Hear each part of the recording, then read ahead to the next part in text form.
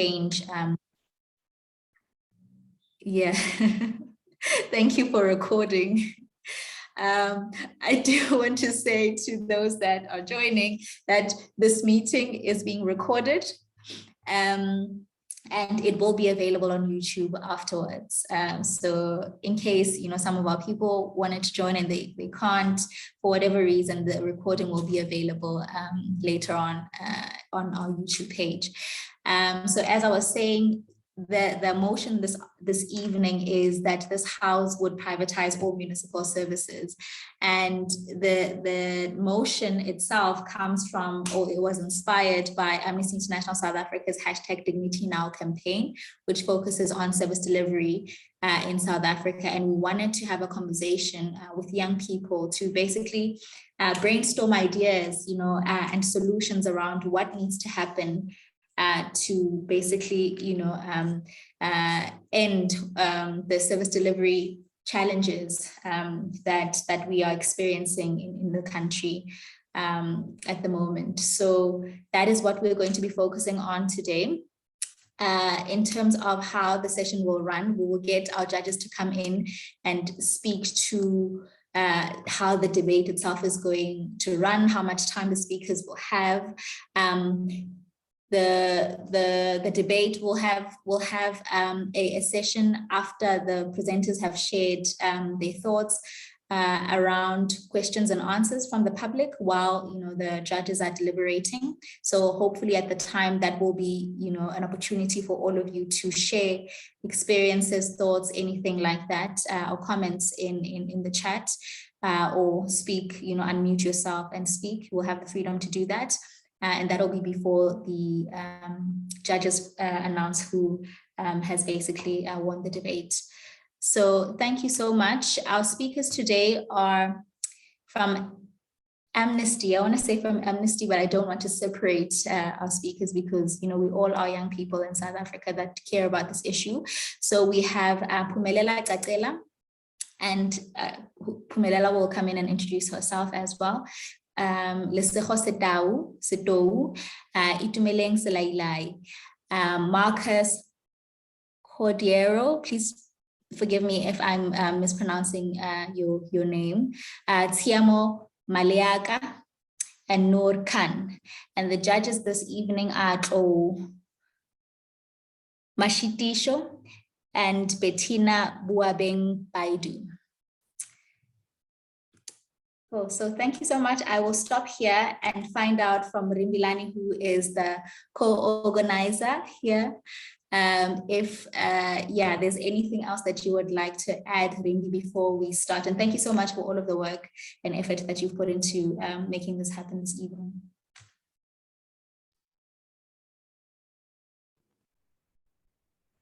Good evening, everyone. Thank you so much for joining us this evening.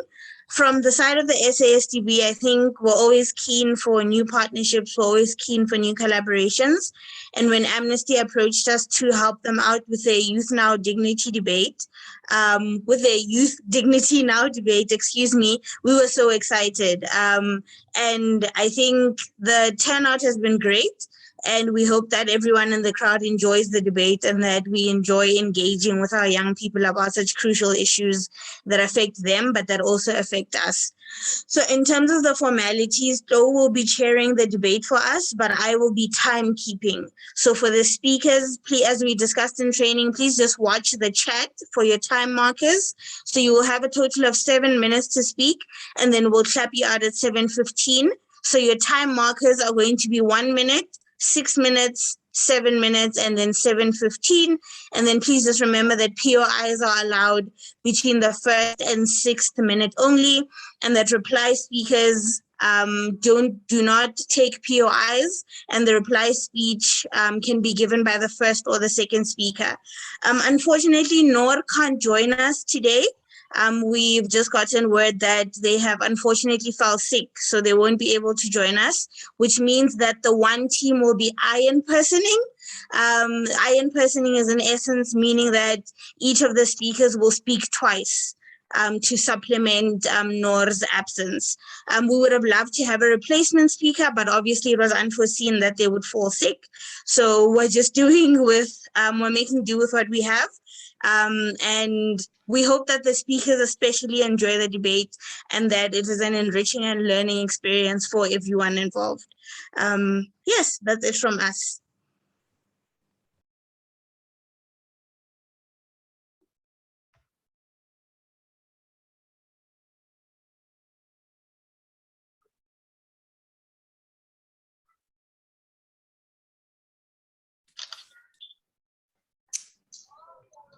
Thank you so much. I was about to say, if everything is fine, then maybe Joe can get us started. Yes, yes, over to you, Chloe. Thank you. Right. Good evening, everybody. Good to see we're all in the room. I'm quite excited to be chairing tonight's debate. I'm going to just get clarity from Rumbi on who's on the proposition side and opposition side. Just want to double check. I think I may have missed that. So if you can just quickly clear that up for me, Rumbi, and then I'll get the debate going. Not a problem. The Marcus and Tiamo will be opposition, and then I think it will be Lesero's team will be proposition. I'm not seeing the names on the participants list. Lesero, Itumeleng, and Pumelela will be proposition. Okay, fantastic. I'm going to ask Lesero if you can just join me quickly. Let me know who's going to be speaking first, second, and third. You're on mute. I will be the first speaker. Okay. And then who will be? Yes. It will be Who my will son. be second? Yeah. And I think, let me just confirm. So I will be the first speaker. And then Pumelelo will be the second speaker. All right. And then Itumelen the third speaker. All right. Thank you so much. I've got the speaking order from Tiamo. She'll be opening and Marcus will be taking second. I'll take it that they will be rotating sides. Well, ladies and gentlemen, thank you once again for joining us. The debate before the House tonight is that the House would privatize all municipal services, for example, water and sanitation. I would request that everybody stays on mute besides the speaker that currently has the floor. POIs can be delivered through by speakers unmuting themselves and asking for space to speak. They will be given 30 seconds to do so. Right, that really is the formalities. I'm looking forward to this debate, and without any further ado, open the debate to the opening speaker for the proposition side of the debate, Lesero Sito. If you can please, you may begin your speech when you're ready. Thank you, Chloe. Good evening, everyone. We are the Amnesty activism team, and we are proposing that there should be privatization of municipal services with water and sanitation highlighted. And we just want to clarify our definition. For us, privatization was looking at more around private and public partnerships, not fully privatization. And we are exploring this motion because we have, according to the National Treasury Report, we've seen success in private and public partnerships. For example, in Kwadukuza local municipality, where we had the Dolphin Coast Water and Sanitation Project, in Mbombela local municipality, where we had Mbombela Water and Sanitation Project, which were able to be started and executed and get and results achieved. So we believe that private and public partnerships will be great. We are also proposing this approach because when we read through the National Anti-Corruption Strategy, which has been signed by our president for 2020 to 2030, which has goals of around better procurement, better service delivery, encouraging whistleblowing, and improving service delivery. Those 5 goals can definitely be achieved when we explore private sector working with public sector, because historically we know that in the private sector system there's always been better systems of monitoring and evaluation, or there's better equipment of people to deliver, there's better monitoring of people from performance appraisal perspective. And when this is done, it results in efficiency in service delivery, it results in improved quality of life, it results in human rights upheld, because now people are treated with dignity, because now they've got the necessary skills, which is water, sanitation, and other municipal delivered services, even simple things like rubbish removal. So we believe that if we go through the route of privatization by merging the private sector with the public sector, we'll get better results. And not only that, again, there'll be a greater skills transfer because and skills retention, because the working together of this institution will result in more public sector people adopting different ways of working, different attitudes, and also getting the skills necessary to deliver. Thank you. Thank you so much, Lesego, for your opening statement. I just want to check in with Bettina, who will be co-adjudicating with me, if she's ready to hear the next speaker coming up. Yes, I'm all good. Fantastic. Well, that was the opening speech from Lesego Sito, the youth activist from Amnesty International, on the motion this House would privatize all municipal services. I'm now going to call on Tsiamo Maleka, who will be speaking as the first opposition speaker. Tsiamo, when you're ready, if you can turn on your camera and unmute yourself. And when you start speaking, your time will start. Okay, cool. I would like to not unmute myself because of my connectivity on this side, if that is okay. Okay. Right. You can keep the video off, but if you can just, the audio sounds great, and we'll work with that. Sure. I'll be beginning my speech in 5, 4, 3, 2, 1. Panel, it is important to note that in today's debate, we're not having a discussion of whether or not public and private corporations is what privatization looks like, meaning we are denying we're denying the definition that was brought to us by Team Proposition. They are not allowed to take the soft line and just say that they would rather stick to public and private corporations. Why do we say so? We tell you that this is what is happening in status quo, meaning that whatever effects of this debate will not occur because we are then not actually having any change in the status quo. So that is why we do not accept the definition brought to us by Proposition. But what is the correct definition? We tell you that the correct definition looks like private corporations taking over all basic resources in order to distribute them to the public and to provide those services instead of government doing it. This means that private corporations will be handling all service delivery and will be handling all types of service distribution. And what we think is problematic about this is what we're going to be proving in today's debate. But before I get to that, I'd like to get to my positive matter.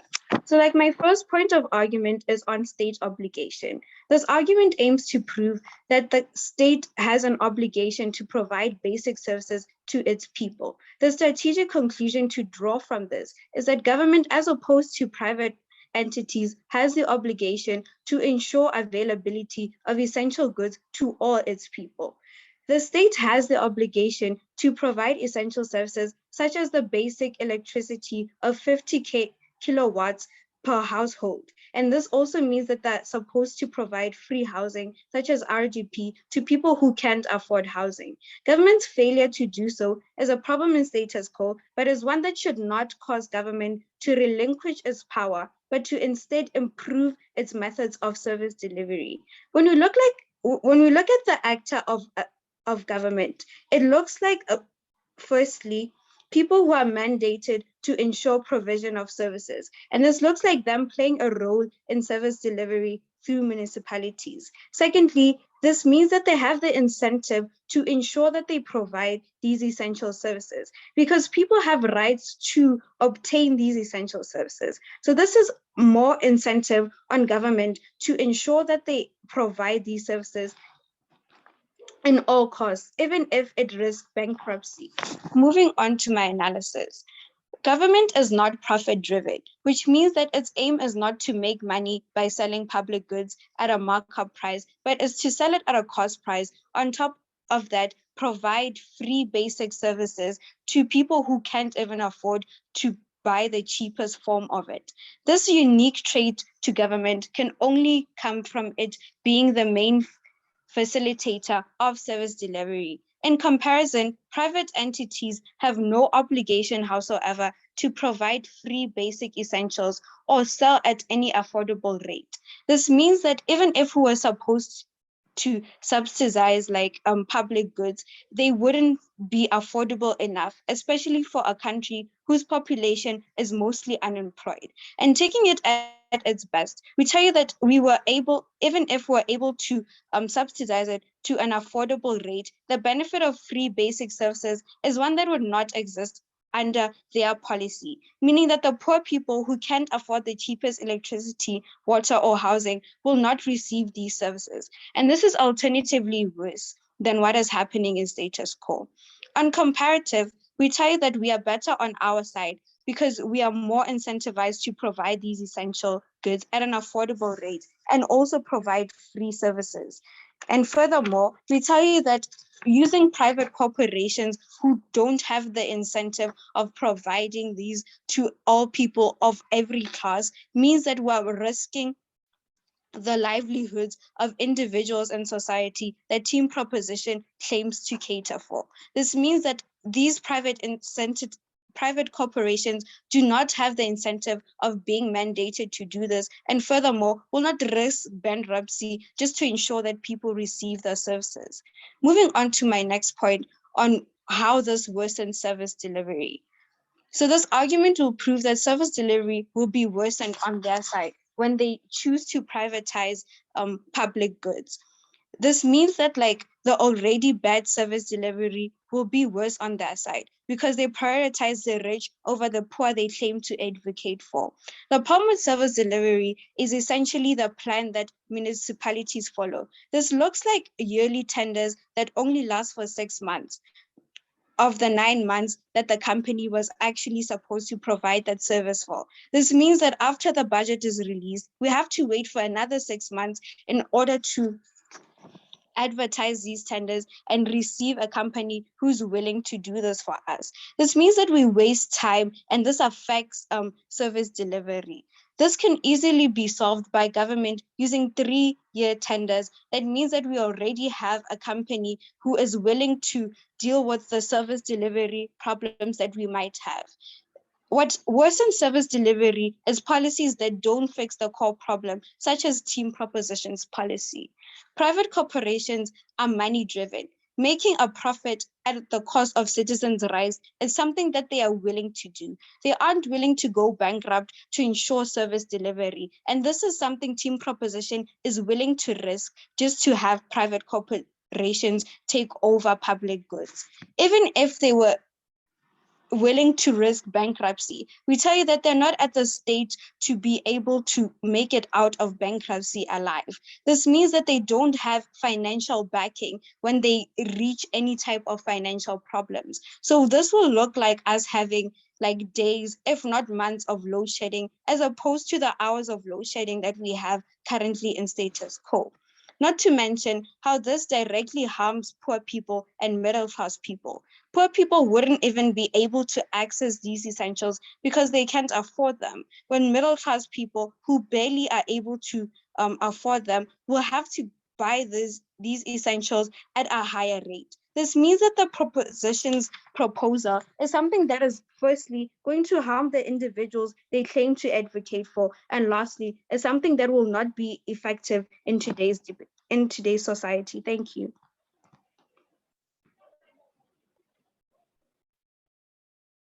Right, I thank the opposition's first speaker for their opening speech. And I hope members of the audience are taking questions down and writing their ideas down so that when we get to the question segment of today's debate, you can definitely voice those and hear what the speakers have to say in response.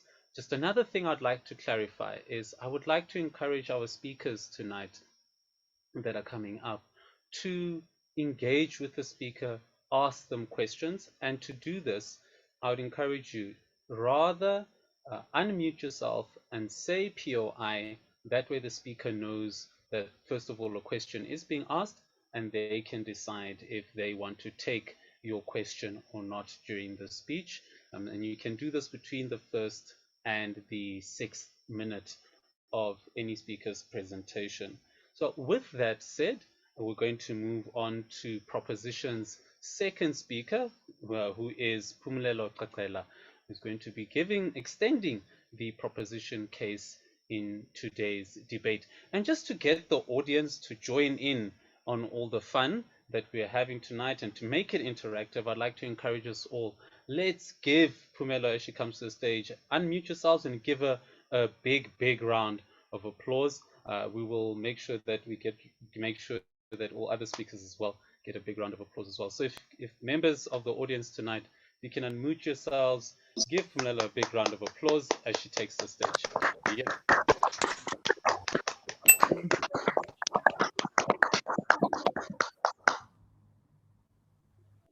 Thank you so much. Good evening to the floor at large. I will not waste any time. As already mentioned, my name is Pumulelo Qaqela, and I'm from Amnesty South Africa.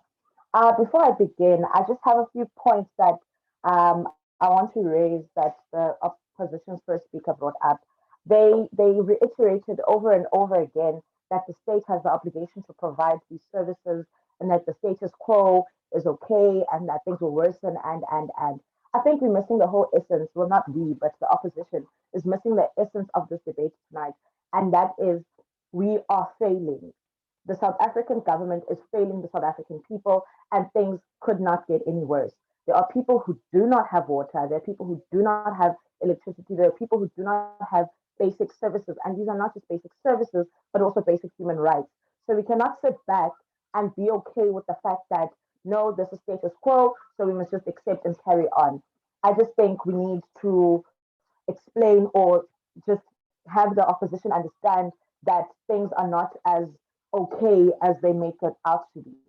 So to just not waste any time, I'll go into my speech today and just sort of give an understanding of what the proposition is trying to say and what they are trying to propose.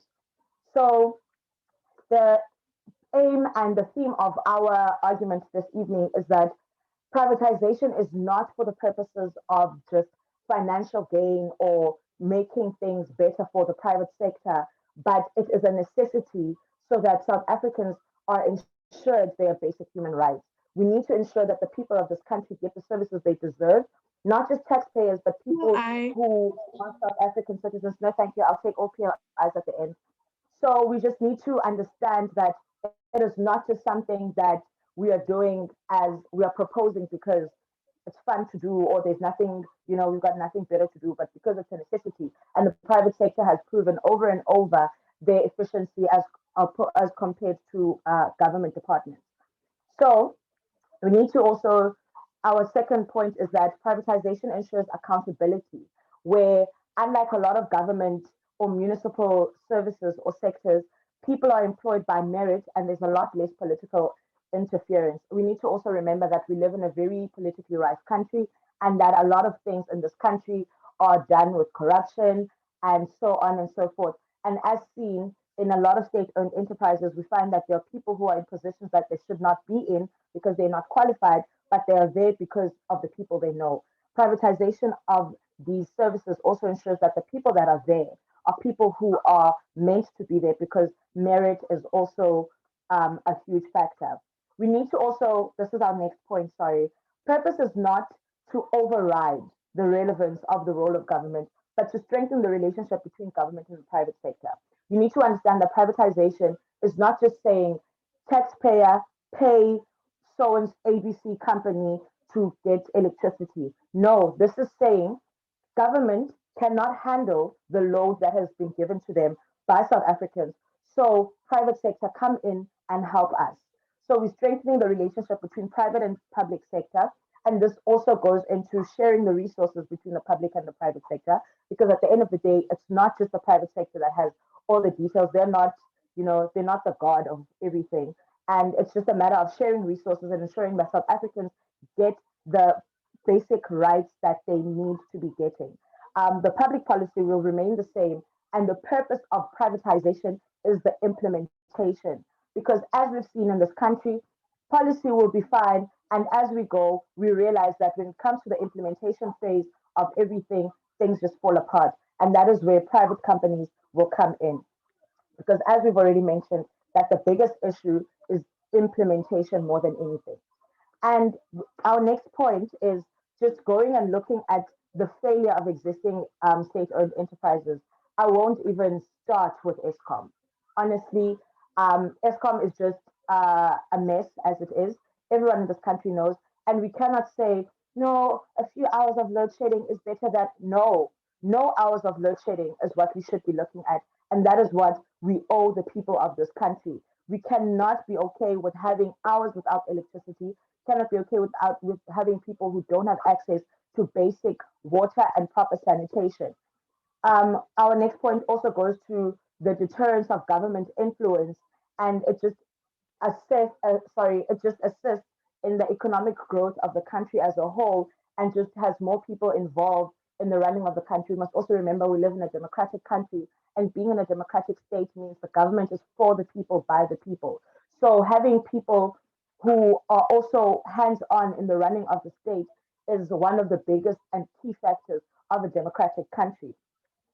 Our next point is that private companies will always focus on the optimum utilization of resources, meaning that whatever resources are available, not just with the private sector, but also with the public, private companies in their essence always aim to optimize resources.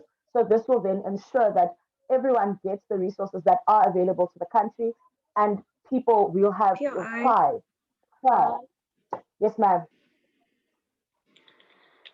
If people were, I'm sorry, in order for people to actually be able to access the public goods from private corporation, this means that they have to have enough money to do so. What do you say about people who are not able to afford these services? How will they receive them?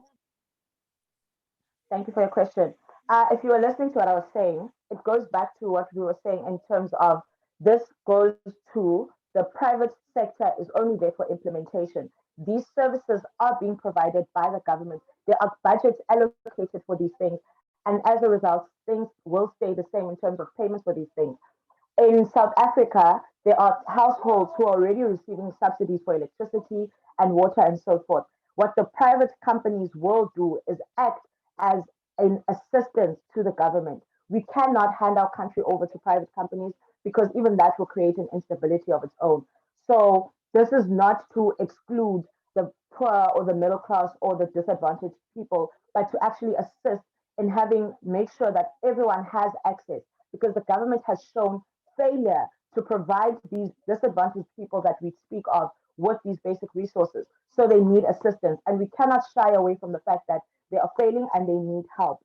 We must just ensure that thank you for the time, stabilizing public finances, ensuring that the companies are South African companies, and we must just take into account the potential increase in rates.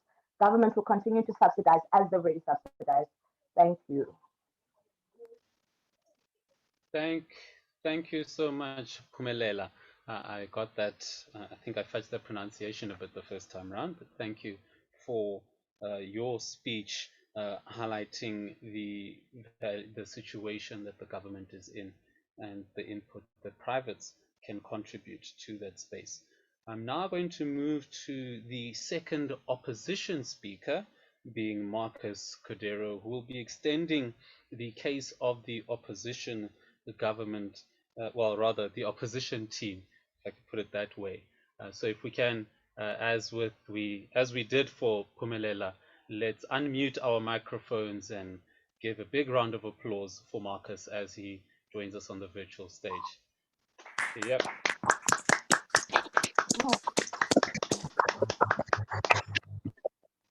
Your time starts when you start speaking, Marcus.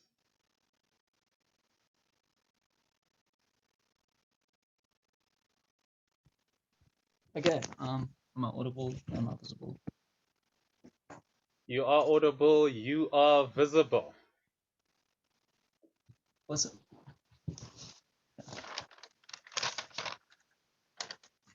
Just give me a second.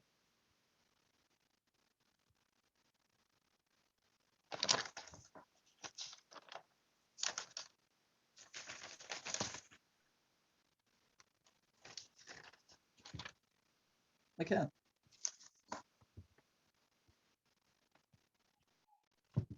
My name is Marcus Cordero. I'll be the second opposition speaker.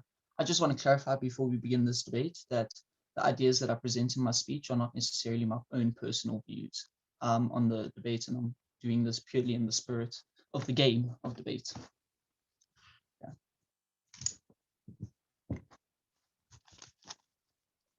I'll begin in 3, 2, 1.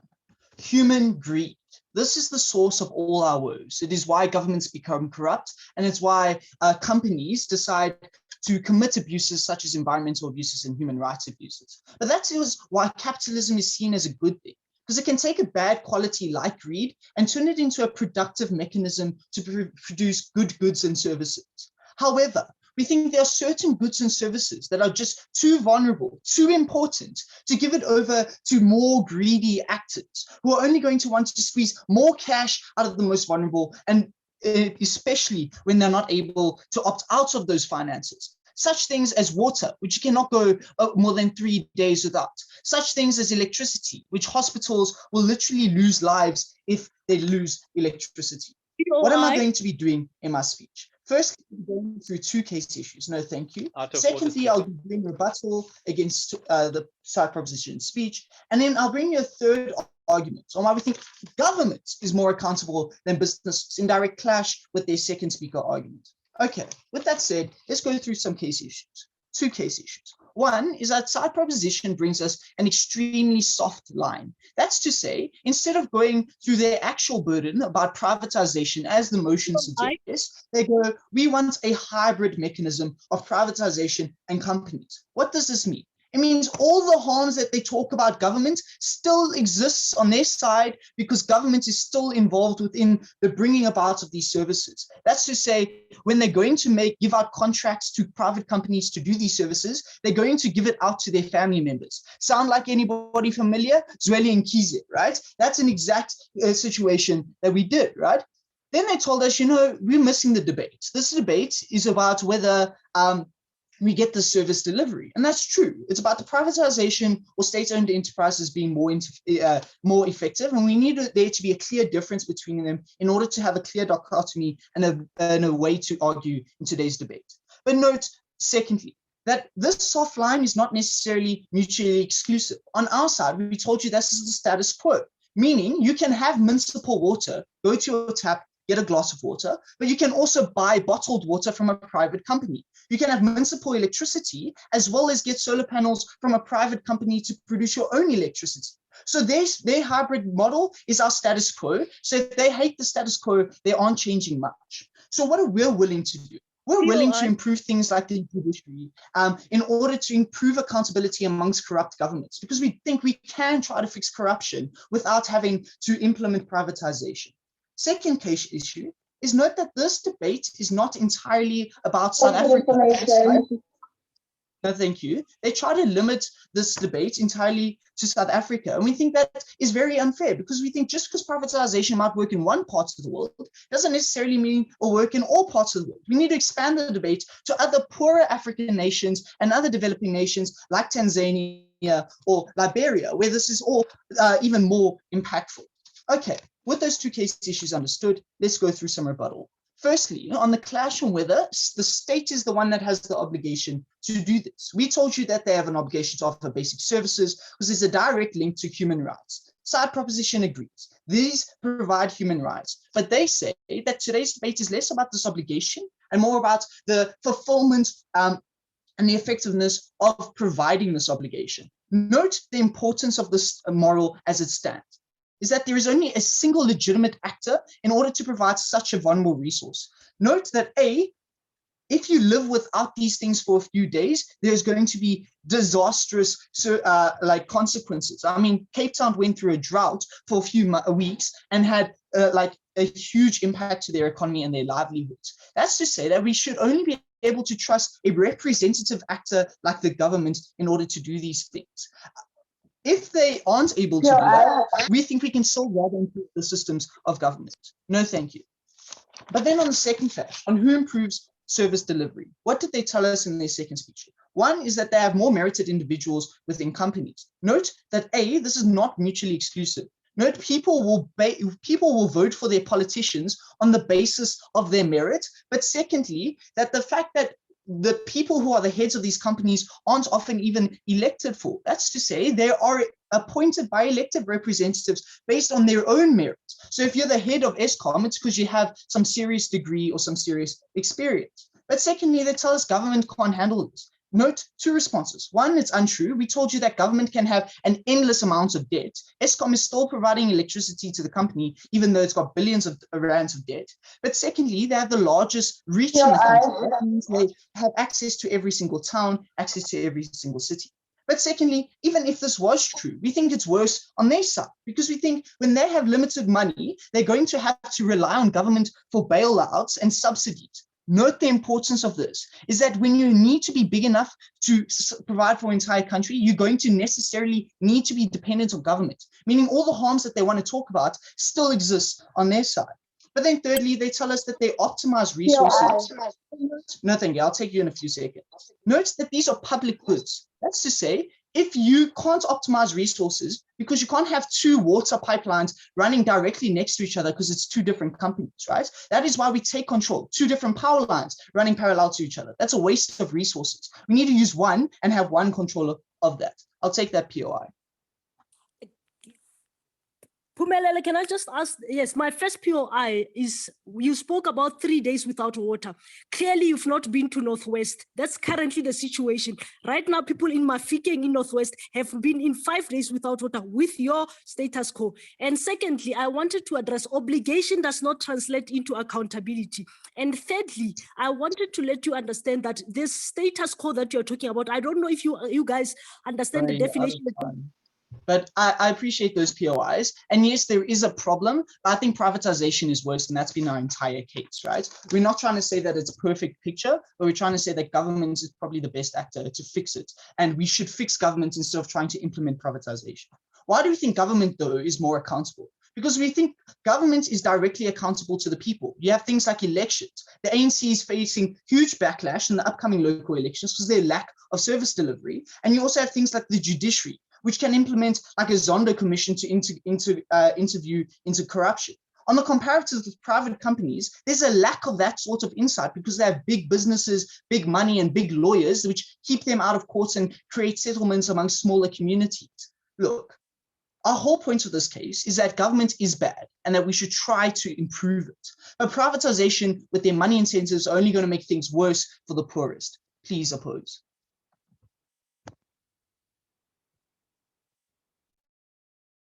Right, we thank the opposition's second speaker delivering their arguments in the debate, highlighting the errors that greed can create in the private sector and how the state is the best actor given that they have representative officials managing the affairs as opposed to private chosen officials.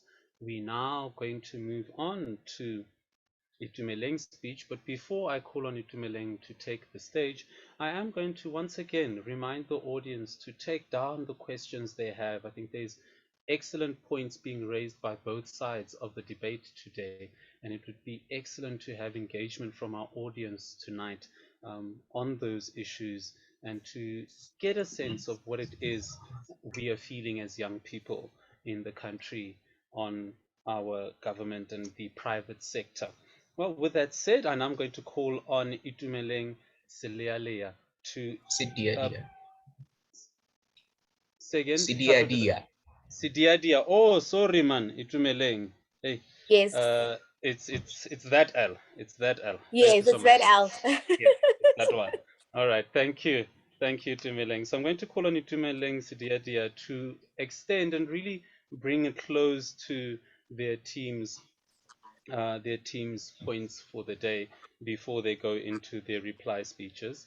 As I've done with everyone else, I'm going to ask that we have a big round of applause for Itumeleng as she takes the stage. Yeah.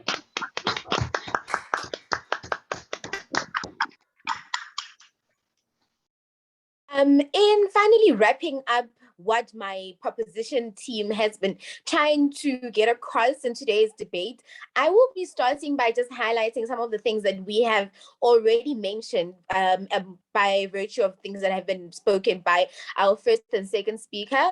Firstly, the importance of the private-public partnership. We cannot continue to go on and behave as though the corporate institutions and entities operating within these municipalities that fall under local government are not responsible by virtue of things like pollution to give back to the communities within which they operate.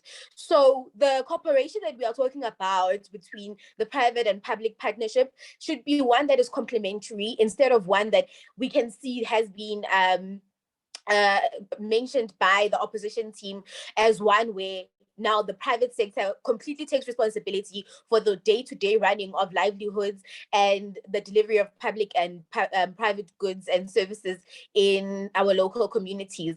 We have highlighted situations and examples such as KwaDukuza and Mbombela. These actually form as part of rural areas in South Africa, which we know are often sidelined when it comes to development and when it comes to the provision of basic services such as sanitation and clean water. We also highlighted the need for monitoring and evaluation. It's important because the opposition team actually mentioned how government departments have managed to still continue to deliver necessary services, even though they are working in a state of bankruptcy. I can give you a perfect example on behalf of my team with what has occurred in the Mfuleni example, where we were in a situation where we had outrun the budget 3 years prior to the next local government elections, and there have been no services delivered to the individuals that have been paying for rates and taxes for the 3 years that they have been living in those areas. So the statement that whether or not states find themselves municipalities find themselves bankrupt and still operational is one which is very, very dangerous, because they find themselves in positions where they cannot deliver the basic services, and who ends up suffering is actually individuals that do not have the means. Can you still hear me? I think I'm having network problems. You're still very audible. Hello? Yes, audible. Okay. Are in the same individuals which we need to be prioritizing, which is the poorest people in our communities. And that has been one of the key points that have been highlighted by our opposition team, that the people that are going to be sidelined the most are going to be people that cannot afford to access these basic services because they are going to be priced at a certain point. Public-private partnerships are one which can essentially also, as mentioned by our second speaker, enhance the service delivery in areas which otherwise the government could not reach, and where businesses are operating. because the businesses have the necessary tools and innovative strategies to reach those areas. We are pushing for innovation, we are pushing for accountability, and we are pushing for partnership, because that's the one thing that we lack in South Africa, and we need to all actively take part in making sure that the change that we want to see is one that we will also be advocating for and all playing a role in. You don't have to be a government official for you to be able to say there is a problem that my neighbor does not have water, whether my neighbor is paying as much for rates and taxes as I am or not. That is wrong, and something needs to be done about it. Somebody has to be held accountable for it. And using the scapegoat that this needs to be a political party, or this needs to be handled at a local or national government election level is problematic, because then it becomes very difficult to find the specific individual that needs to be held accountable for this. So with private-public partnership, we can form relationships between the entities that are going to be held accountable, and those entities are going to be using the relevant monitoring and evaluation measures to ensure that basic services are provided to all South Africans, whether you're living in rural areas or you're living in your Cape Towns, where day zero was sought out to be the end of times when it comes to water provision in South Africa. I yield my time to the chair. Thank you, Itumeleng, for your summation of the team's case and reminding us that what really matters is making sure that services are delivered and we don't have government failure going on without having some kind of a check to deal with those problems in service delivery. We are now going to move on the closings, the opposition's third speaker, who will be giving a summation of their team's case before moving into our replies. For those who may have just joined us, the topic tonight is privatizing municipal services such as water and electricity and sanitation in the country. Tsiamo's team is the opposition to that particular topic. Tsiamo is also joining us again as a speaker on behalf of Nokan, who couldn't join us tonight. Tsiamo, I'm going to hand over the floor to you, and also once again ask my audience if you can please unmute and give a big round of applause for Tsiamo as she takes the stage. Yeah.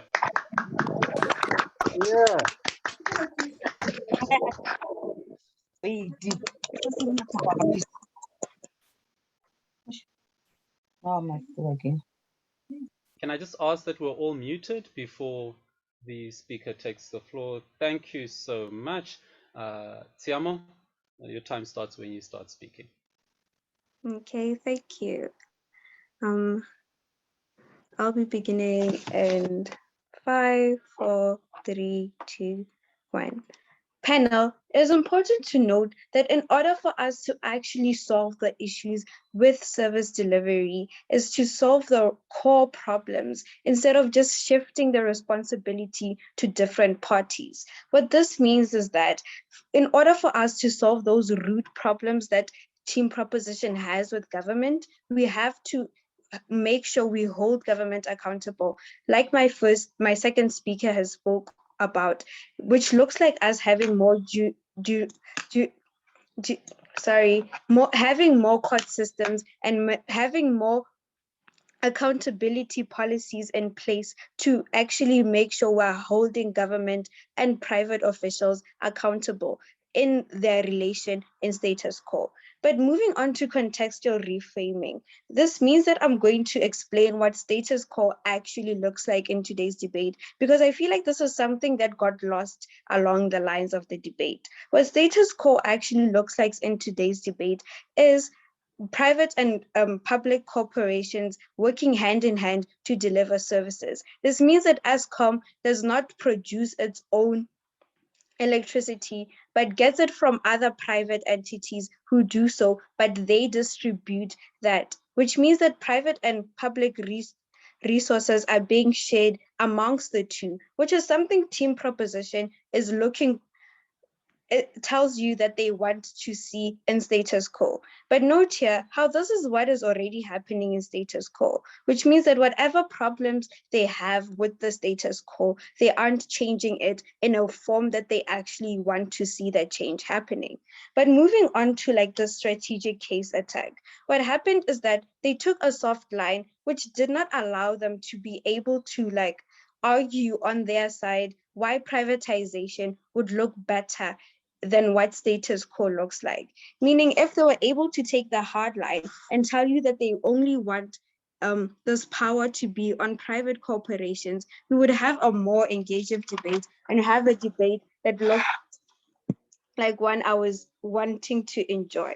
But moving on to the questions that were supposed to be answered in today's debate. The first question was how to improve service delivery. And the second one was who better provides service delivery. On the first clash, what we get from team proposition is that the way to improve service delivery is by having interactions between public corporations and private corporations. They tell you that this will be more beneficial for us because we're able to reach all parts of the country. And secondly, we're able to multiply our resources and use them to their fullest capability. They tell you because of this, you won't have any load shedding at all because private corporations are more effective than public corporations. What we say to this is, firstly, in order for us to reach all parts of the country, we have to make sure that the local municipalities that are put in place to reach those parts of the country are actually doing their job, which means we have to hold them accountable, which means we have to put in officials who are actively doing their job instead of people that are just friends to the political party. This means that in order for us to actually reach all the parts of the country they speak of, we have to make sure that our local municipalities are actively working instead of just going to private corporations and telling them to do everything for us, which we feel like is less likely effective. But secondly, on how they're able to multiply resources. We tell that this is most likely not going to happen. They're most likely going to overuse resources. What Marcus tells you is that you can't have two power lines at the same place that are connected from different corporations. This means that it is not an effective way to be providing services. It's better to have one power line that provides those services. And that is something that only government can provide in this scenario. Lastly, when they tell you that government failure is something that they think is the reason why government is not able to provide these services and why public corporations would better do this job. We tell you that private corporations are money driven, which means that they really don't care if people are receiving their services, but only care if they're making money at the end of the day, which means that if they're going to be put in a position where they're losing money, they're most likely going to withdraw from that situation, which means that the people they claim to advocate for on their side are going to be neglected instead of actually receiving these services because the corporations are afraid of losing money. In comparison to what government looks like, and government looks like someone who isn't money driven and is most likely going to stay in that bankruptcy in order to provide those services. We tell you that they are better fit to provide those services. That's why we're better. That's why we win that clash. Taken. I would just like to ask, I think our biggest issue here is opposition is okay with the way government is running things. You cannot be calling for companies who will be okay for bankruptcy. It's not okay for ESCOM to be operating in bankruptcy. It is not okay. The status quo is not okay. The way things are in this country are not okay, and things need to be addressed. How is opposition planning on addressing these issues? Thank you. Thank you for that question. The way we're planning to address those issues is by dealing with the leaders and the managers of, say, local government. We tell you that the reason why we have those problems is because of the management in place. Instead of not shifting it to private corporations, we tell you we deal with those managers who aren't actually doing their job. Local companies local municipalities who aren't doing their job. This means that we get better accountability on our side because we're actually putting in place those policies. And we're telling that we're not okay with what such status quo looks like. We're telling that we are trying to change it in a way that does not affect millions of people who will not be receiving services at the end of the day because private companies can only provide to the rich people who are able to afford it. Moving on to the clash on accountability, what we tell you is that private corporations can't be held accountable, even if that's what Team Proposition wants you to believe, because we tell you that they are most likely have a lot of money to be able to run away from those lawsuits, and accountability wouldn't stand on their side, as opposed to government, who we can take to court and actually fire the people who are in place of impeding service delivery. Thank you. Well, thank you to Tsiamo Maleka, the opposition's third speaker, reminding us that government really does remain the best moral actor in this case. And it is better to take a solution that actually addresses the root causes than it is to shift responsibility to actors in different parts of the system. Well, that brings to an end the substantive speeches in today's debate. And we're now going to move on to the reply statements. The reply statements really are a summary of the debate from the perspective of the teams involved. I know the reply speaker for the opposition team is going to be Marcus Cordero. I'm going to ask Marcus to join us one last time and give us how they saw the debate from the opposition's perspective throughout the day. And these are half the time that has been afforded. So these are about 3 minutes long. Once again, I'm going to ask our audience if we can give Marcus a big round of applause as he joins us one last time on the virtual stage. Thank you.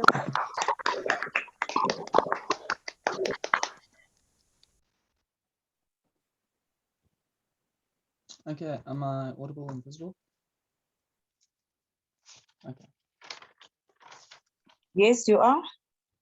Thank you. Okay.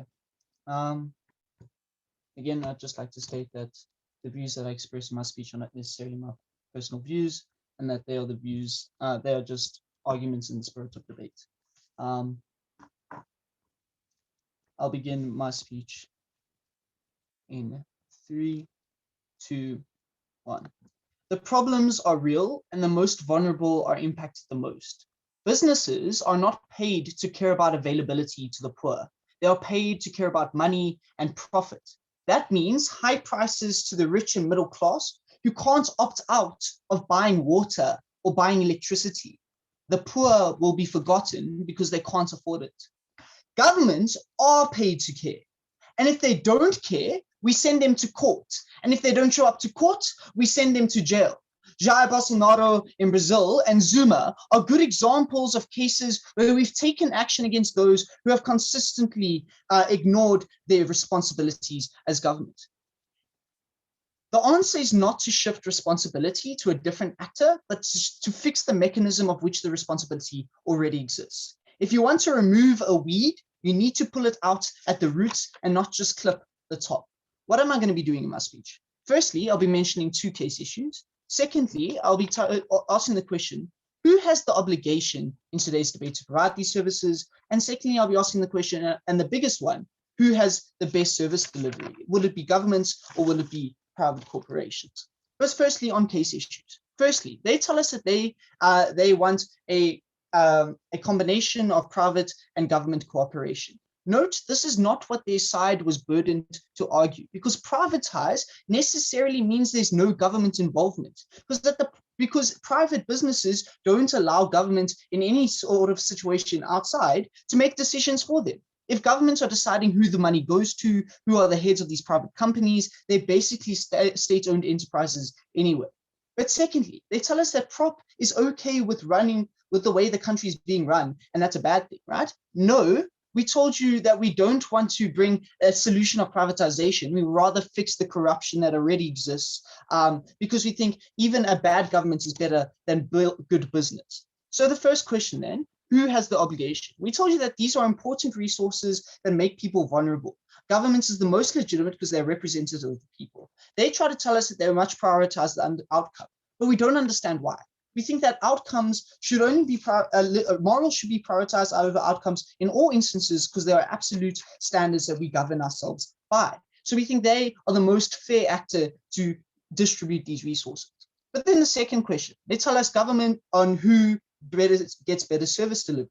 They tell us they have qualified individuals, but we tell you that government can have that too. They tell us that government can't handle it, but we tell you that government can go into endless debt and still not fail.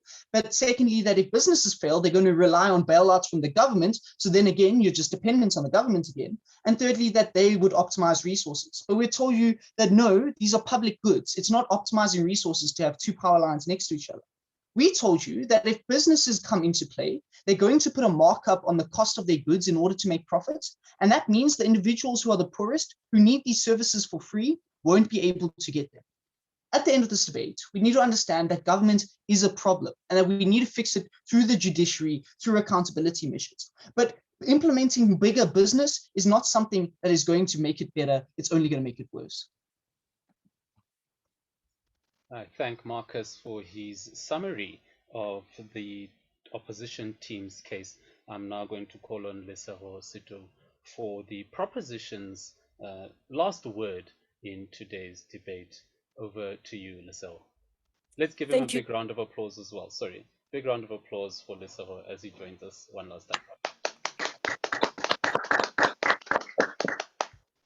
Over to you, Lesego. One thing I'm thankful about today is that at least we taught opposition something. They were more focused on obligation, and we taught them that accountability is important. And I like that they are starting to use the word accountability more. So thank you for that. You've learned this from us. Now, my points.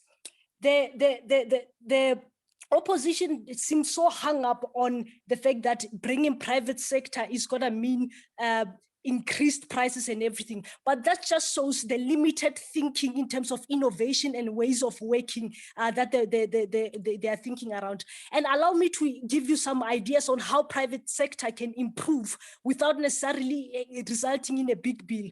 First of all, private sectors have what we call the CSI. CSI consists of ways that private sector can contribute without having to necessarily charge us something. So for example, we could go to a company like Accenture and say, Accenture, you are good with management systems, you are good with performance management processes, you are good with process flow. Can you, as part of your CSI, give us those solutions and we can implement them in government? Secondly, you can go to a Vodacom and say, Vodacom, you've got the technologies that we can help give us a solution within your CSI framework that we can apply to deliver social grants more efficiently, and that we don't have old women lining up in queues for long days. And secondly, to also prevent the recent scandal that has happened with regards to social grant money being stolen, as our opposition still enjoys the status quo.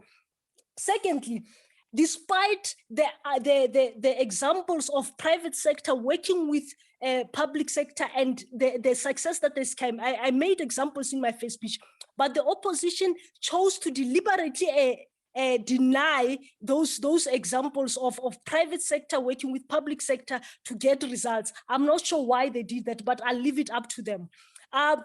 They also spoke about the fact that you cannot have situations. I think he kept speaking about two power lines in one place. I think, like I'm saying again, I would like to challenge them to think differently, because private partnership does not necessarily mean you'll have two power lines running like that, but it can mean that we'll have a better natural gas pipeline provided by public sector instead of the coals that you are always waiting for. Sometimes it's wet, sometimes it's not wet, depending on what government feels like at the moment. Like right now, we are struggling. So in closing, I'd like to say that there's ways that private sector can work. if people are open to that and not enjoying the tenders, which again, I was very worried that the opposition was speaking about. Right now, we've got a crisis with tender systems. Now they want to extend it to 3 years. So basically, the opposition is saying that we are already in a mess. Let's continue and dwell in the mess until there is no water. And I'd like them to go and visit Hammanskraal, to where you open a tap of water and you get feces coming out of the tap. I'd like them to go to Mafikeng, where water is something that we can only read about and not experience. And I come from Mafikeng myself. I don't talk literature, I talk things that I've experienced. So we need accountability, we need systems that work. And by the way, to take people to court, we don't have the luxury to be running to court. What has the Zondo Commission brought so far? We want delivery, we want accountability, we want delivery. So the time is now. Let us engage people who will work. Thank you, Lisera, for so emphatically delivering the proposition's reply in today's debate. The motion before the House was that this House would privatize basic services such as water and sanitation. Well, my thanks to all the speakers that shared their ideas and their thoughts today. I think it has been an entertaining debate, varied ideas across the board, lots of food for thought and angles to consider. I'm now going to call on Rejoice, if you can join me again here in co-hosting our debate tonight, just to give me direction once again on where we are going from here. I know I need to go see Bettina separately to decide where we're awarding this debate. But I do remember you saying you wanted to take questions from the audience. Yes, thank you so much, Chloe. I think it's been like an amazing debate, really exciting. So thank you so much for facilitating this session, and we look forward to hearing who wins. So as Chloe has said, we are wanting to have a question and answer session. So if you have any questions, please feel free to raise your hand or add your question in the chat, and any of our speakers will answer your questions as Chloe and Bettina decide on who will be taking this debate.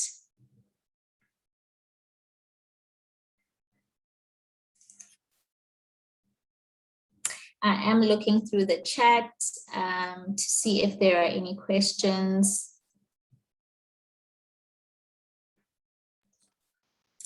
Rejoice, I think it would be best if you asked audience members to unmute, because I did ask them just to write them down. I didn't ask them to put them in the chat, and I'm sure there's quite a few in the room. Yeah. Okay, thank you, Chloe. Yes, so please unmute. Please unmute. Feel free to unmute and let us know your question. So there are no questions in the chat, but I assume people, have written their questions down. So whenever you guys are ready, please just feel free to come in and unmute yourselves to ask a question. May I ask a question? And ask part of the debate. Sure, go ahead, Marcus. Yeah. So I understand that debating isn't necessarily what we personally believe. And I'd like to hear from the people from Amnesty International and the proposition team, because I understand you're all very qualified and you all have a wealth of experience to draw from. How do we go about changing service delivery in South Africa, truthfully, outside of the debate? That is a very difficult question. And one of the reasons why we are having this conversation is to try and get some ideas from young people around what you guys think, should be the way forward. We have seen that, the status quo isn't really working. People do not have the dignity that they deserve. Their rights are not protected or safeguarded, because like some of the examples that you guys have been providing in the debate today, a lot of people still go without water, still don't have adequate sanitation. Some people still don't have housing, and those rights are meant to be protected by our government, but our government isn't living up to that. So the idea of this conversation was to try and see, what is out there, what ideas are out there, what are young people thinking, what can we do, to make sure that people get their rights, because they're human rights. Ultimately, we all deserve to have human rights.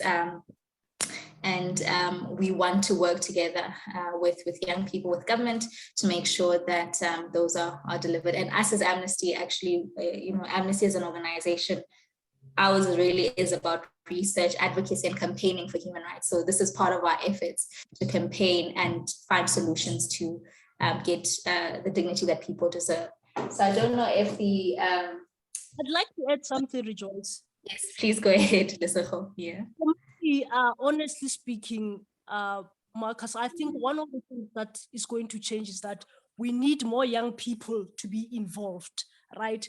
It worries me that a bulk of unemployed people in South Africa are the very same people whom are not interested in shaping the country. And whether we like it or not, politics is part of the of everybody. It affects everything that we live in. So first of all, we need engaged young people who will vote and make their mark. Secondly, I would say we need a change in policy. And I think it's something that you alluded to. For example, my view is that the current policy is not working.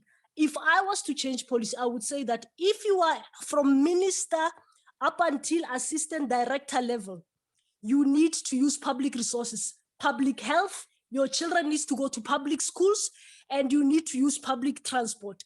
Until we get people who are saving to be using the very same resources, we are not going to get anywhere, because we'll still have poor resources, because I'm the Minister of Health, children go to St. Stithians. So we need to do that. So when I sign in government and say, I'm taking this role as the director, I'm saying that I'm going to be a public servant and I will use public resources. I think that's a policy thing that needs to change for us to start getting accountability. And secondly, like I said, active citizenship, because we need to consistently demand service and again, the thing is, right now, a lot of people are disgruntled because right now we don't have electricity. What are we going to do about it? So we need mechanisms where people can go and say, if I'm disgruntled about water, this is where I go, and we don't get to see people after 4 years or when they come to campaign. So those are the things we need. We need young people to be involved. We need policies that hold those who are taking roles accountable. Thirdly, we need clear mechanisms where people can go and complain. For example, you know that if I go to Standard Bank, this is where I go for customer relations if I'm not happy, and they will resolve. And if I don't resolve, this is the escalation mechanism. So stuff like that are necessary. That's my view. Can I add on to this, please, Rejoice? Yes, please go ahead. I think another thing that we had mentioned in the debate, which we in response to the second speaker of the proposition team, or the opposition team, sorry, was the corporate social responsibility. That's actually a model that a lot of companies prefer over paying tax to the government, because they can actually see the money that they're putting back into the communities and how it's changing the locals' lives. So it actually means that instead of going and getting large corporates to come and operate in these rural areas or in these isolated communities, operating businesses that are already established in those areas can start being the service delivery points of action. So they can be the ones that are spearheading the change in cooperation with the local community leaders. And then the government is just there to facilitate what needs to be done. Because government has all the policies in place, but when it comes to implementation, that's where the issue then arises.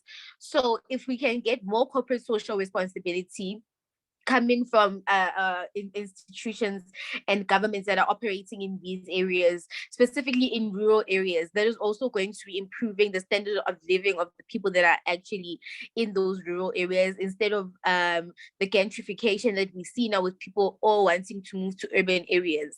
So the solution lies in actually just understanding that there is a sense of responsibility that business has to join in as part of the solutions that are going to be proposed for these very life-changing challenges, because water and sanitation, as mentioned and highlighted by Amnesty International, are human rights and not luxuries, and they need to be treated as such.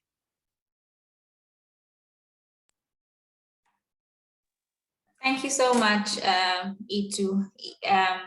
Yeah, I think completely. I think, and there is another question in the chat that just came in, and someone is asking if there isn't a way that government is providing alternative services, excuse me, and to those affected by inadequate water in other areas like Tshwane is doing in Hammanskraal and other affected areas in its jurisdiction. And, to answer that question, I think government is, trying. We're not saying that, we can't see the efforts that are being made by government. The only challenge that we are seeing is that the quality is not enough, or the way in which the distribution is not adequate, in the sense that to date, there are still people that are still struggling with, water, for example, and what we found in our research is that part of the problem, not only is it corruption, but a lot of it really is that there is no maintenance of infrastructure. So infrastructure is the problem when you look at service delivery in South Africa. So when that is the case, in addition to unskilled personnel, it becomes an issue, So there are initiatives that government is taking on, but it's not scaling, it's not reaching everyone in the same way, and that is the challenge. And this is why we want to understand, would it be better if the services were fully privatized, or a blended approach that would work there. So I just wanted to share that in answer to your question, Evelyn, in the chat. Rejoice, Robert here. Can you colleagues hear me? Yes, please go ahead, Robert. Oh, 100%. Yeah, I've listened in, and yeah, quite an interesting debate. I have a bit of a metaphor to use, and at the same time maybe rephrase a bit of my thinking around what has been said, and then maybe hear in how colleagues chew on this. Let me just start by saying, let's then look at ourselves and say, if I inherit an elephant, and that elephant that I'm inheriting has a specified diet, and it's grazing land, I have to maintain it as specified as well. So let's keep that in mind and have that at the back of our mind, and then listening as to how I'm trying to unpack on this. So I'm using systems approach and looking at the systems, looking at the government system, looking at private company systems. So when I speak systems, I'm speaking of mechanisms of delivery. So my question on the defenders, the status quo, my question points out to system operation. So at the moment, are we saying the operation of the system, we are failing? And in failure, we question an issue of competency, and at the same time, the system itself is unable to deliver. And then a view again into those who are saying, can we look at the proposition of privatizing, or proposition of some sort of a cooperation of some sort? Is the system now going to be efficient, looking at how South Africa sits? And maybe unpacking on that, on how South Africa sits and the system efficiency, the lifeline that keeps the system going. We know how our country is structured. I think the legacy of apartheid is really tearing into service delivery. If you look at how our municipalities are structured, there's a lifeline for municipalities, which is tax revenues, contributions. We can ignore them, but as long as you pay, you get a service. And we know the majority are those who are in areas where they are unable to pay and are expecting not being somewhat, but a handout of some nature. So in that environment, how do you then make it fair to the majority and at the same time do not take out of those who are contributing, giving the system its lifeline to be disgruntled? And as we see right now, we're losing most of our professional people moving to other countries, saying they can't contribute into a system that does not service them. So in unpacking that, colleagues, maybe you can chew on that, and those who are defending can maybe unpack on that, and those who are for private can maybe touch on that. But at the same time, remember, you are inheriting an elephant, which is the government, that has its own specified diet, which is basically all the debt that we have as a country. When we took over government as a black government, and we inherited the debt that we are still servicing today, and we inherited suburbs that are set up with their own contribution that we are to service continuously, and at the same time take the little that we have and try and service the majority as well. I'll yield there. Thank you so much, Robert. I have heard that Chloe and Bettina are ready for us. So, Chloe, do we have a few minutes to get maybe responses from the proposition and the opposition and then hear from you, or how would you like to move forward? I'm a big fan of just getting as much participation as we can before we have to deliver our call, because I think the real value of this conversation is getting all the ideas out beyond what has necessarily come out in the debate. So let's take as much audience participation as we can. Okay, cool. Well, thank you so much, Chloe.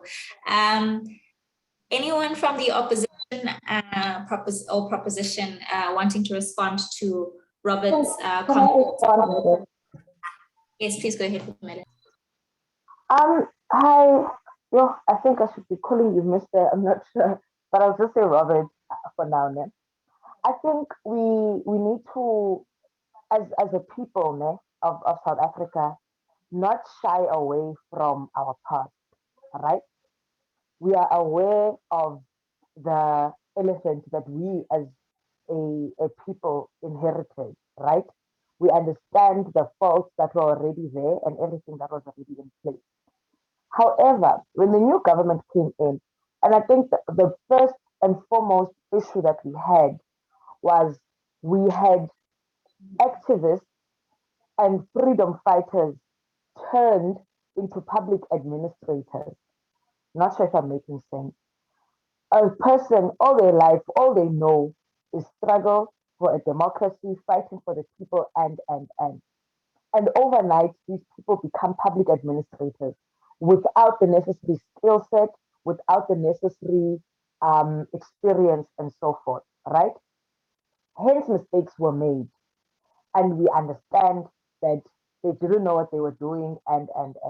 But now we are in a time of over 20 years of democracy. The systems that they had in place and the policies that they had in place after 1994 are clearly not working. Ne? I mean, I'm not proposing privatization. I fear capitalism with everything in me, because capitalism will forever exclude the poor person. Ne? However, we need to figure out a way as a people and not just sit around and wait for government to have commissions after the fact. Because these commissions go on, and even them in itself use public resources and public funds that could be going to other things. So we cannot wait for this person to be called to court and this person to be done this. We need to figure out a way as a people. And I agree with Lesego in saying that the answer to this country's problem is young people. We need young minds to come together and say, here is the country that we are currently in. We are the people who will be here 50 years from now. What do we do? How do we go about it? Have conversations with government, with private entities, sit down at a table and figure out a way forward. Because we cannot, for the life of us, just sit around, wait for government to fix things and do better. They've been doing better. We're not saying they're not doing anything. And I don't want this to turn into the ANC, the DA, the EFF, the what. No, this is about the people of this country, and us as the people need to stand up and become more active citizens and figure out a way forward for the future of this country. Because if things carry on the way they're carrying on, in 10 years' time, we will be a mess. That's what I have to say. That's my 2 cents. And to add to what you said, Pumelelo, I'd like to say to Robert, if you inherit an elephant that's supposed to eat lettuce, you don't then, and you know that you don't have enough lettuce, you don't then go ahead and even the little lettuce that you have, now squander it. You understand? And that's what we are trying to say that now. You've inherited an elephant has a diet. Now you yourself are chewing the elephant's diet and you are becoming fatter than the elephant. You understand? So I will leave that metaphor to you as well.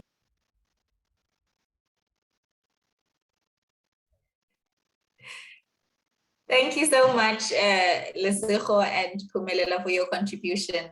From the opposition side, I don't know if there's anything from Marcus. I can add.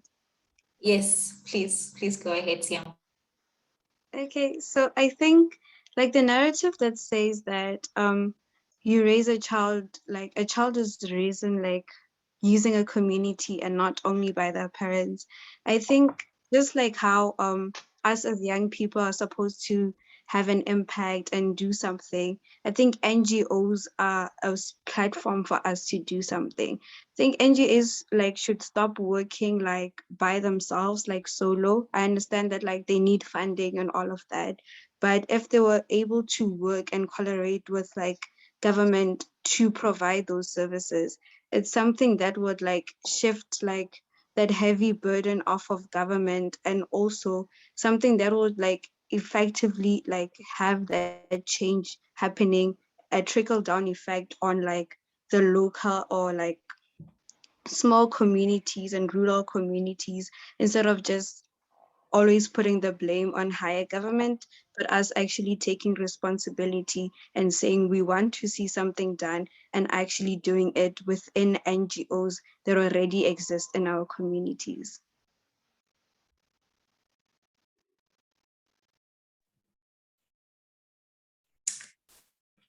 Thank you so much, Siamo. Yeah, I think you guys have really made some really important points. And to answer your question or to your point, Siamo, with Amnesty International, I think that is the approach that we are taking.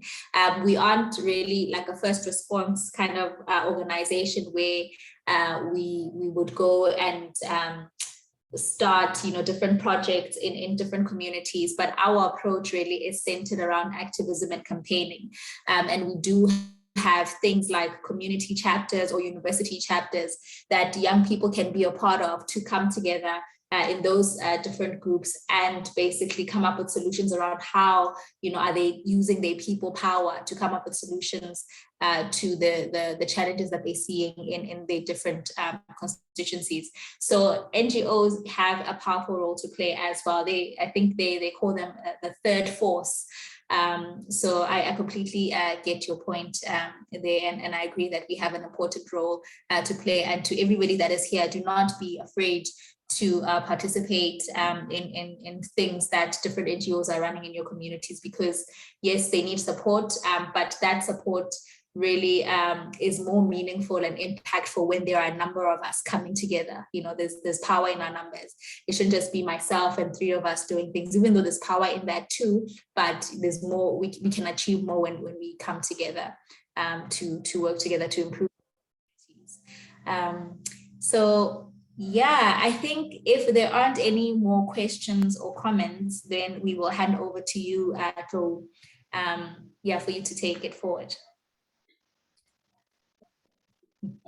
I don't see hands. I don't see other mics being unmuted. So I think it will be for Bettina and I to deliver our call on the debate. And I think I'll start off with a quote that has become a way I've begun to understand a lot of the things that have gone on in the country, and that is to say that the truth avoids simplicity. That if you're ever trying to understand what is really happening in the world we find ourselves in, you can't get to it by having, you know, an ideological desire to find simplicity as well. The situations we find ourselves as South Africans are influenced by many years of history, many years of what we've been in, what is the current situation, lots of experience by professionals in the government sector, and lots of experience by professionals in the private sector as well. Mistakes have been made on both sides, to coin a phrase. But yeah, so with that said, you know, when Bettina and I discussed this, our final call was a split decision. So what that means is to say that, you know, the two of us, when we thought about it, we couldn't find ourselves in favor of any single team. So I was in favor of one side of the debate, and Bettina found herself in favor of another side of the debate. And that speaks once again to the complexity of the issues that came up in today's debate. So I will start off by giving my call and then briefly explaining why I came to that particular decision. And I think in so doing, I'll pull a trick out of Marcus's hat earlier on to say, you know, these aren't necessarily my personal opinions, but it is what I found at play in today's debate and how I felt persuaded by the issues that came up today. So the split decision was, I was in favor of the proposition side of today's debate, and Bettina was in favor of the opposition side of the debate. The debate tradition often says that the debate will then go to the side that the chair votes in favor of. So therefore, it means that the proposition team would take today's debate. A little bit of reasoning behind why I was in favor of the proposition team in today's debate. And I think in a world where we find ourselves, services need to be delivered. And I think, simply put, one can throw numbers at this and feel, you know, if government is 80% successful at delivering its services, it is a serious human rights problem if 20% of a population doesn't have access to those services. And these are not, the services being discussed today are not services, they're not tertiary services. These are very much, these are day-to-day issues. They are basic issues. We're speaking about water, we're speaking about electricity, we're speaking about sanitation. I am not speaking necessarily about actualization, finding the love of your life, you know, finding a great community to stay in. It's just basic fundamentals. And I found that in that world that proposition is in, I felt persuaded that I do prefer a space where there is actual implementation. That I do agree, I do think it is important to have an understanding that representation is important, but I don't feel that it is, you know, lost in an extent where we're looking for some kind of partnership. And I do wish that there was a bit more explanation about what these partnerships are, and they come in much later in proposition's case. When we're looking at corporate social investments, when we're looking at how private sector can come in as a helping hand, which is something that came in through Phumelela's speech, in her second speech. So I am in that space where it's to say, look, the ultimate, when it comes to basic services, the ultimate is not the ideology. What is ultimate is that the service is actually delivered, because when someone doesn't have these basic services, they cannot access any future development. It becomes very difficult. So I find myself persuaded there, together with some of the real life instances. You know, one would want to believe that government can continue to provide services in a debt encumbered environment. And it's to say, well, there are communities who are not getting that. That's a problem. When there's a failing of electricity, for example, and we find ourselves in a situation where it's fourth industrial revolution and we're having to deal with first industrial issues as well, it's a problem. So I really do find myself voting in favor of proposition for that, because, you know, the real world situations and the basic I think if I can say, the fundamental nature of this failing is a problem, and whatever is done to ensure that that fundamental problem is addressed is something that I'm willing to get behind that. So that was my justification for the call. I'm going to yield the floor to Bettina to give her justification, and I think that will give plenty of balance as well to the conversation that has happened today. Bettina, if you can unmute yourself and turn the camera on, so we can hear from you. Over to you. Thank you so much, Claire. And I think just to start off with, I think any debate where we have a split is just indicative of a very good debate where there was engagement. And a lot of the time it comes down to what judges prioritize in terms of how they make way-ups, in terms of how they make decisions about which arguments would then win. So I think it was a very, very close debate from both sides. I think lovely arguments that came up from both sides, and a very important conversation about how do we move forward as a nation and how do we grow from this point. So I think even though we differed in terms of where we, in that very end space, gave a decision, we agreed on a lot of the kind of difficulties or problems and kind of benefits that both sides were able to bring forward. So for me, I think there were two primary questions that I was judging this debate on based on what we were presented.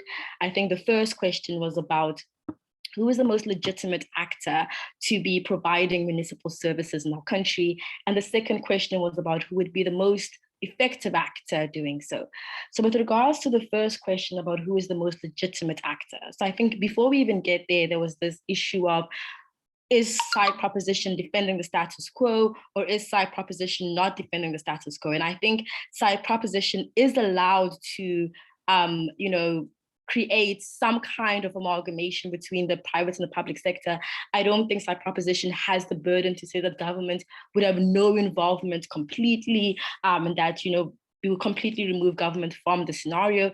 I think it might have been a bit of a soft line to say that it would be a holistic, like dual partnership between government and the private sector, as opposed to the private sector having most of the burden. So I think there's truth to both sides. So on the proposition side, that you are allowed to have this kind of government being the overall body that oversees the process, and the private sector basically does the work. But on the opposition side, it is correct to say that a balanced approach wouldn't be complete privatization of municipal services. So we did take that into account, and that didn't necessarily weigh into how we awarded the debate one way or the other. So then, in terms of this issue about who is the most legitimate actor, so from the opposition side, we get the idea that because we elect a government, because the government is meant to represent our interests as people, because we can hold that government accountable, because the government has a responsibility to care about the poor and disenfranchised in our society, and because that's the motives that a government needs to be occupied with, that the state is the most legitimate actor. On the contrary, we get the proposition side arguing that at a point where the state fails, they are allowed to appoint another actor to carry on that mandate, and no matter how that actor carries it on, by virtue of the state failing, they receive legitimacy from that process. So I was more convinced by the opposition's arguments, just because there was more depth there with regards to why the state is the most legitimate actor to be able to carry on this duty. And I think proposition could have been a bit more engaging in terms of arguing why it is okay to have private actors within this world, why it's okay to involve private actors, why we've done it before in the past, kind of benefits have we accrued from previous partnerships with the private sector, which we get later in the debate, but not early enough to make it very constructive to us that the private sector would be a legitimate actor within this debate. I think the most important question was then this issue about who is going to be the most effective actor. And here's where Chloe and I agreed on what we thought were the problems on both sides. So we think on the proposition side, we get the idea, a very good idea, that there was a large problem in status quo. The government isn't delivering, government is failing to deliver. What we didn't really get is why the private sector would be that much better at it. So what is inherent to the private sector that makes them so effective at being able to carry out this mandate? Why would the private sector be far better than government at being able to deliver services to the people? On the opposition side, we get the idea that the private sector has their own kind of motives, that they're incentivized by profit, and that the government is far better because they are more inclined to take care of those who aren't able to afford those services. What we don't get from the opposition is why government is likely to change under status quo. So what kind of methods can we really use? And I think that's where Chloe's kind of real world context comes in. So can we really take the government to court every single time they fail? Can we really use those mechanisms as effective ways to hold the state accountable in our society? So that's where the kind of real world examples to convince us that the state can change under the status quo, and that's what was missing. So what then tipped it over for me in terms of why I thought the opposition side won was that the opposition side was able to point out, very important problems with the private sector. So the idea that the private sector under, proposition's model would be reliant on bailouts from the government, as we've seen with, like parastatals like SAA, for example, and that those, have very similar issues to what we are currently dealing with in terms of private-public partnerships. The other idea in terms of, difficulties of efficiency when you have competing private entities within a market, which make it less efficient in those circumstances. And lastly, the ideas of accountability and representation in terms of when they fail, who do we go to? How do we hold them accountable? So those kind of issues then were able to convince me that even if it was equal, that the private sector would sometimes have more issues in terms of service delivery than government would. But it was a very slight margin for me as well in terms of then why the debate went to the opposition. But those are the kind of arguments that were particularly standing out. And also just in terms of the idea that if we look at South Africa realistically, a number of our tender processes aren't great. So the private sectors that we're normally going to get, the private companies who would normally come into, the picture would be those that are aligned with the ruling party, those who have some kind of connections. And because of our problems with our tender process, it's not going to be very, very different to a status quo where the private sector would be more effective. So for me, what I was lacking from the prop team was, enough convincing argumentation about why the private sector would actually be able to solve the problems they had identified. So I think it was very good identification of the problem, but lacking in terms of being able to show why it would be effective at dealing with that. Yes, so that is, in conclusion, my justification. But thank you so much for that debate. It was lovely to watch and to judge to both teams. Thank you. Well, thank you so much, Bettina. And I think today, as you see Amnesty International taking hands with the SASDB in terms of providing dignity now to young people, you get a sense of what the SASDB is involved in on a regular basis, which is just hearing the ideas that can come in from different sides. And I think today's debate was a wonderful showcase of that, and how hearing contrasting sides can really help advance our thinking and help us find solutions that better suit our world. I am not going to take much more time on this Friday evening. I'm going to hand over to Rejoice, and I'm not sure what the age group is like in today's call, but I would be remiss to end today's call without a clarion call to everyone in the call. The 1st of November, we are all going to the polling stations, and I would encourage all South Africans present today to make sure they have their voice heard, whatever it is, when we go to the polling stations on the 1st of November. Go out, go vote. The country gives us a public holiday to make that possible. And I've always thought of that as the ultimate benefit to being able to speak. Rejoice, I'm handing over to you. Thank you so much, Chloe, and thank you to everybody that joined. Yeah, it was really informative. I really enjoyed it. And please take action for the #DignityNow campaign on the Amnesty website and all of our social media platforms. The campaign is still running. And yeah, I really want to say thank you to everybody that participated, and hand over to Rimbi, who will officially close the session. Thank you. Thank you so much, Rejoice, and a big, big thank you, especially to our speakers. The whole aim of this initiative, the whole aim of today's debate was to get engagement from young people. It was to hear your voices and to hear your ideas and to have engagement with you on such crucial, critical matters that are affecting us. I remember at the beginning of the call, we thought that Noor wouldn't join us because of load shedding. And unfortunately, that's become our reality, where we're having to plan our lives around poor service delivery, and having young people speak up, share their opinions, share their voices, share their ideas becomes critical in our future and how we proceed from our current status quo. So in a formal thank you, I'd like to thank firstly Amnesty International and especially Rejoice for piloting this program, for being such a crucial partner for the SASDB. Rejoice has been an absolute pleasure to work with. We've been WhatsApping instead of emailing, and responses are always quick, responses are always engaging. And from the SASDB, we would like to thank you for being so open to this partnership. And then to our two judges, Joe and Bettina. Joe is the president at the South African Schools Debating Board, and Bettina is our fundraising officer at the South African Schools Debating Board. And I think it just shows commitment from both of the organizations that we're able to get two teams together, and we're able to have our Friday evenings be dedicated to debating and be dedicated to discourse and engagement, which has been absolutely brilliant. To our speakers, thank you, thank you, thank you.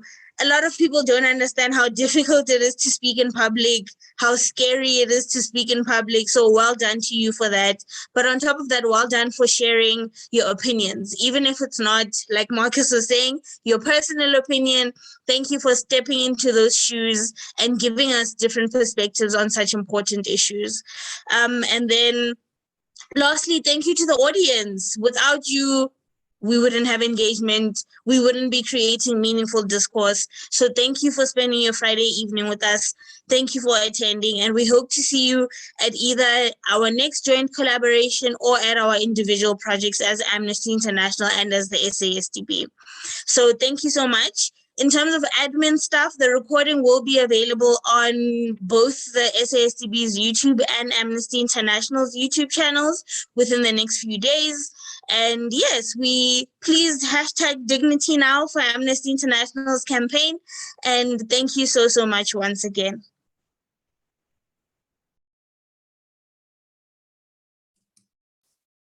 Thanks, everyone. Bye. Thank you, everyone, for the ceremony. Thank you. Thank you, everyone. Bye.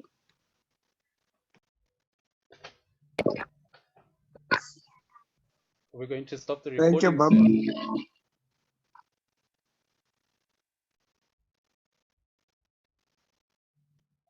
Bob. Lesego.